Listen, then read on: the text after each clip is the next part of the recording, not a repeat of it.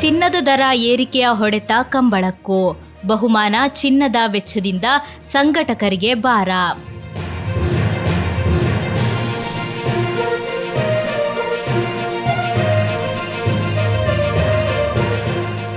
ಚಿನ್ನದ ದರ ಏರಿಕೆಯ ಹೊಡೆತ ಕರಾವಳಿಯ ಕಂಬಳಕ್ಕೂ ತಟ್ಟತೊಡಗಿದೆ.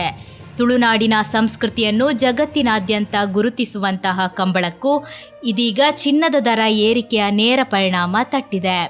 ಇತ್ತೀಚಿನ ದಿನಗಳಲ್ಲಿ ಚಿನ್ನದ ಬೆಲೆ ನಾಗಲೋಟದಂತೆ ಏರಿಕೆಯಾಗುತ್ತಿದ್ದು, ಇದರ ಹೊರೆ ಕಂಬಳಕೂಟಗಳ ಮೇಲೂ ಹೆಚ್ಚಾಗಿದೆ.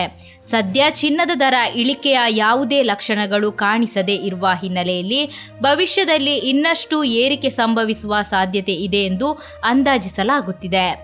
ಇದರ ಪರಿಣಾಮವಾಗಿ ಕಂಬಳ ಸಂಘಟಕರಿಗೆ ಬಹುಮಾನವಾಗಿ ನೀಡಬೇಕಾದ ಚಿನ್ನದ ವೆಚ್ಚ ಭಾರವಾಗುತ್ತಿದೆ. ಈ ಕುರಿತು ಮಾತನಾಡಿದ ಕಂಬಳ ಸಮಿತಿಯ ಅಧ್ಯಕ್ಷ ಐಕಳಬಾವ ದೇವಿಪ್ರಸಾದ್ ಶೆಟ್ಟಿ, ಕಂಬಳಕ್ಕೂ ಚಿನ್ನಕ್ಕೂ ಅವಿನಾಭಾವ ಸಂಬಂಧವಿದೆ. ಕಂಬಳ ಕೋಣಗಳ ಯಜಮಾನರು ತಮ್ಮ ಕೋಣಗಳನ್ನು ಮಕ್ಕಳಂತೆ ಸಾಕಿ ಲಕ್ಷಾಂತರ ರೂಪಾಯಿ ವೆಚ್ಚ ಮಾಡುತ್ತಾರೆ.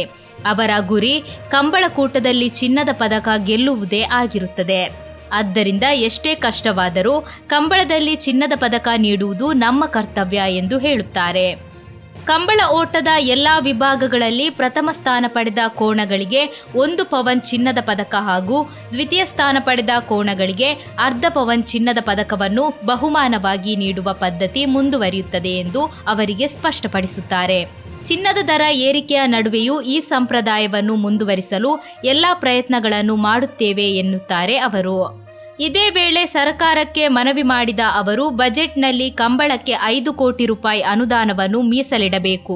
ಒಂದು ಕಂಬಳಕೂಟವನ್ನು ಆಯೋಜಿಸಲು 40 ರಿಂದ 50 ಲಕ್ಷ ರೂಪಾಯಿ ವೆಚ್ಚವಾಗುತ್ತದೆ. ಇದರೊಂದಿಗೆ ಈಗ ಚಿನ್ನದ ಹೊರೆಯೂ ಹೆಚ್ಚಾಗಿದೆ ಎನ್ನುತ್ತಾರೆ.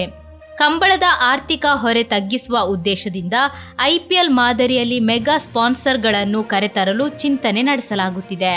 ಕರಾವಳಿ ಭಾಗದ ಜೊತೆಗೆ ಬೆಂಗಳೂರು, ಮುಂಬೈ ಹಾಗೂ ದುಬೈಯ ಉದ್ಯಮಿಗಳನ್ನು ಮೆಗಾ ಸ್ಪಾನ್ಸರ್ಗಳಾಗಿ ಬಳಸಿಕೊಳ್ಳುವ ಯೋಜನೆ ಇದೆ.